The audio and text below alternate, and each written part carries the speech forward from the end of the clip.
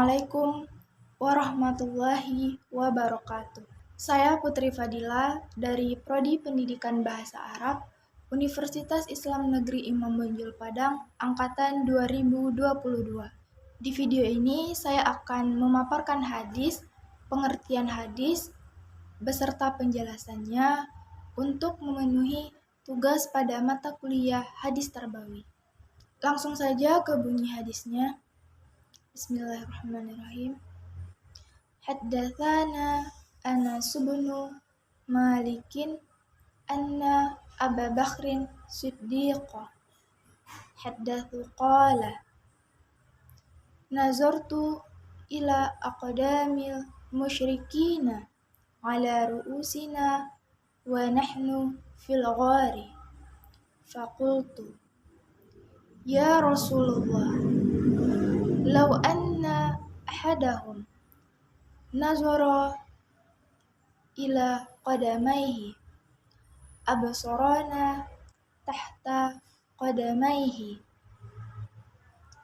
faqala ya Aba Bakrin ma zannuka bithnainillahu salisuhuma rawahul Bukhari wa Muslim wa Tirmidzi wa Ahmad. Lanjut ke terjemahan hadis. Dari Abu Bakar As-Siddiq, dia berkata, saya melihat telapak-telapak kaki orang musyrik di atas kepala kami, dan kami di dalam gua. Maka aku berkata, wahai Rasulullah, jikalau salah satu dari mereka melihat ke kedua telapak kakinya, maka mereka akan melihat kita di bawah kedua kakinya. Maka Rasulullah berkata, wahai Abu Bakar, tidaklah boleh kamu menduga kita berdua berada di dalam gua ini. Allah adalah yang ketiga bersama kita. Hadis riwayat Bukhari, Muslim, Tirmidzi, dan Ahmad. Baik, langsung saja selanjutnya terjemahan perkata. Yang pertama, anna. Anna itu artinya sesungguhnya. Kemudian haddatsahu, berbicara kepada kami. Qala, ia berkata. Nazartu. Nazartu itu artinya saya sudah melihat. Nazartu, saya sudah melihat. Kemudian ila. Ila ini kepada. Jadi arti ila adalah kepada. Aqdami, telapak kaki. Al-musyrikina. Al-musyrikina, kaum musyrikin. Ala, atas. Ala, artinya atas. Ru'usina. Ru'usina, artinya kepala-kepala kami. Wa nahnu. Wa nahnu, dan kami. Fi, di dalam. Al-ghari, gua. Jadi arti al-ghari ini adalah gua. Faqultu, maka aku berkata. Faqultu, maka aku berkata. Ya Rasulullah, wahai Rasulullah. Ya Rasulullah, wahai Rasulullah. Lau, kalau. Jadi arti bahasa Arab kalau itu lau. Anna, sesungguhnya. Absorona. Absorona, penglihatan. Tahta, tahta, di bawah. qadamaihi, kedua telapak kakinya. Kedua telapak kakinya, qadamaihi. Qadamaihi, kedua telapak kakinya. Faqala, faqala, maka ia berkata, ya Aba Bakrin, wahai Abu Bakar. Zannuka, zannuka, aku menyangka. Zannuka, bithnaini, bithnaini, dengan keduanya. Jadi bithnaini ini artinya dengan keduanya. Rawahul itu diriwayatkan Al-Bukhari, Bukhari, wa Muslim dan Muslim, wa Tirmidzi dan Tirmidzi, wa Ahmad dan Ahmad. Jadi itulah tadi hadis, pengertian hadis, dan baru saja adalah terjemahan per kata. Baik, langsung saja kita masuk ke penjelasan hadis. Jadi, hadis ini menceritakan salah satu perjalanan Rasulullah dari Mekah ke Madinah. Jadi, hadis ini tuh menceritakan salah satu bagian dari perjalanan Rasulullah dari Mekah ke Madinah. Nah, biasanya ini tuh dikenal dengan istilah hijrah. Jadi perjalanan Rasulullah dari Mekah ke Madinah itu lebih sering dikenal dengan istilah hijrahnya Rasulullah.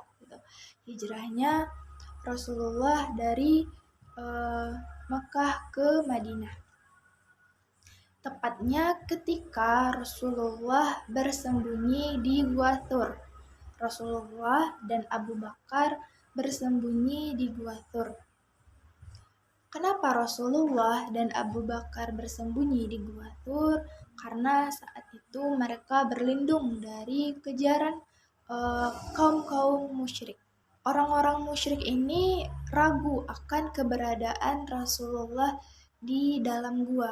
Karena apa? Karena gua ini sudah tertutupi oleh jaring laba-laba. Nah, biasanya kan dalam suatu ruangan, dalam suatu tempat, kalau sudah dilewati seseorang, tidak mungkin lagi kan ada jaring-jaring laba-laba. Kalaupun sebelumnya ada jaring-jaring laba-laba, kalau ada orang yang lewat, nah pasti jaring-jaring laba ini sudah hilang. Nah, jadi itulah yang membuat orang-orang musyrik ini ragu keberadaan Rasulullah dan Abu Bakar di sana. Karena apa? Karena gua itu masih karena gua itu ada jaring-jaring laba-laba di sana. Nah, di sini di hadis disebutkan bahwa Abu Bakar ketakutan ketahuan oleh orang-orang musyrik karena Abu Bakar melihat telapak-telapak kaki orang musyrik ini gitu. Jadi Abu Bakar merasa tidak ada lagi penghalang untuk orang-orang musyrik ini melihat mereka atau ketahuan kalau Abu Bakar dan Nabi Muhammad SAW berada atau bersembunyi di sana. Nah, kemudian Rasulullah berkata, ya Aba Bakrin, ma zunnuka bithnainillahu salisuhuma. Jadi Rasulullah berkata, ya Abu Bakar, tidaklah kamu boleh mengira hanya kita berdua saja di dalam gua ini gitu. Sungguh Allah adalah yang ketiga bersama kita. Rasulullah menenangkan Abu Bakar. Rasulullah memberitahu bahwa jangan mengira bahwa hanya mereka berdua gitu, hanya mereka berdua yang berada di dalam gua. Karena sesungguhnya Allah selalu membersamai mereka. Allah adalah yang ketiga di antara mereka. Nah, beberapa ada pelajaran atau faidah dari hadis ini. Salah satunya yaitu kekuatan iman, kepercayaan akan adanya Allah, bahwa Allah selalu bersama kita. Dimanapun kita berada, Allah selalu membersamai dalam kesulitan, kebahagiaan, dalam sebuah ancaman. Allah selalu bersama hambanya. Hadis ini juga mengajarkan bahwa kekuatan iman mendatangkan ketenangan. Jadi di hadis ini dapat kita ambil pelajaran bahwa dengan kita memiliki iman, maka sifat tenang itu akan muncul. Seperti Rasulullah yang menenangkan Abu Bakar bahwa mereka tidak hanya berdua di gua itu. Ada Allah yang membersamai mereka. Allah akan menolong orang-orang yang percaya akan pertolongannya. Jadi sifat tenang juga dapat kita ambil pelajaran dari hadis ini. Hadis ini mengajarkan kita untuk bersifat tenang karena pertolongan Allah itu pasti ada. Pertolongan Allah itu nyata. Jadi dengan kekuatan iman, dengan adanya iman, dengan percaya bahwa Allah akan menolong hambanya, Allah akan menolong orang-orang yang beriman, maka akan melahirkan sifat tenang. Seperti yang terpancar dari sifat Rasulullah saat menasihati atau memberitahu ke Abu Bakar yang sedang cemas atau ketakutan itu. Pelajaran yang dapat kita ambil dari hadis ini juga tentang kesetiaan, yang mana Abu Bakar setia menemani Rasulullah Shallallahu Alaihi Wasallam. Dihadiskan di sini kondisinya menegangkan, cemas, penuh ketakutan, di mana mereka di sini kan sedang dikejar-kejar oleh kaum musyrikin. Namun Abu Bakar di sini tetap setia menemani Rasulullah.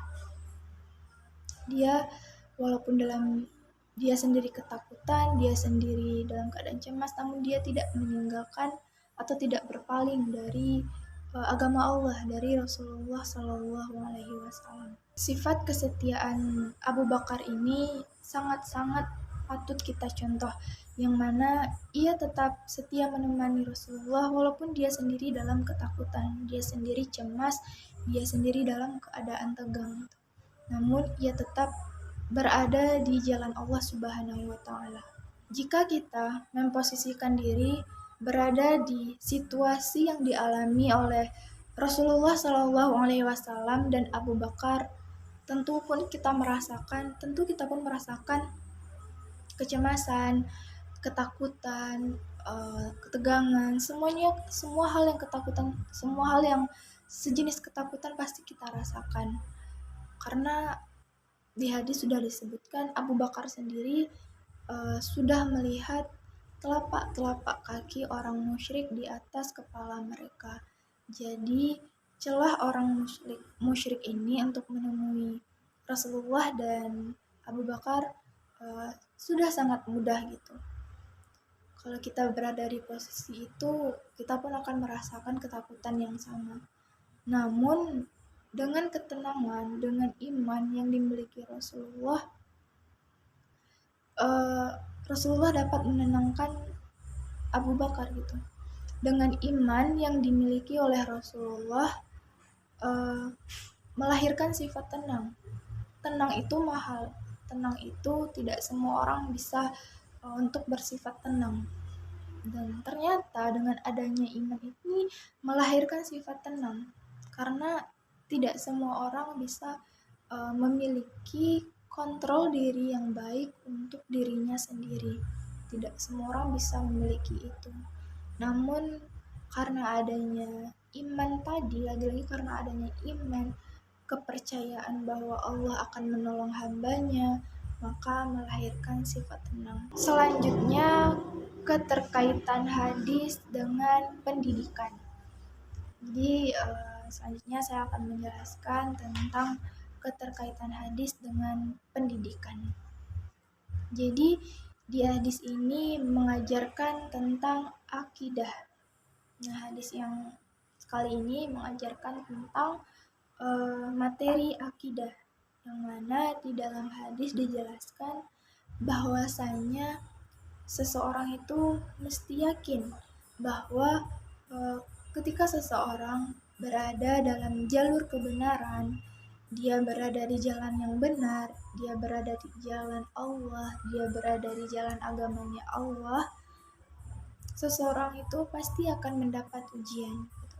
Jadi seorang yang beriman, yang berada di jalan Allah, bukan berarti dia lepas dari yang namanya ujian. Yang namanya kita hidup di dunia pasti tidak luput dari yang namanya ujian tadi. Nah, jadi di hadis ini keterkaitannya dengan pendidikan adalah akidah, bahwa seseorang yang beriman, yang berada di jalan Allah pun akan diuji. Nah, kadar ujiannya ini tentu berbeda-beda setiap orangnya.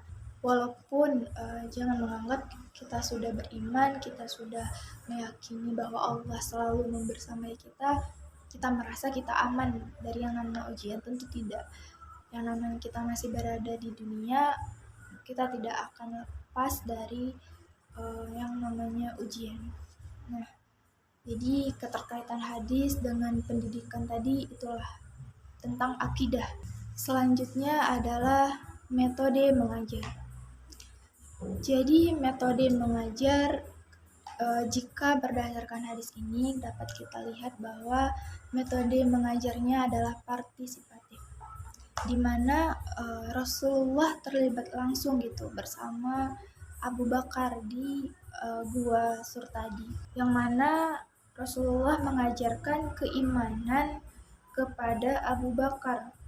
Nah, yang dimana Rasulullah sendiri terlibat di situ gitu.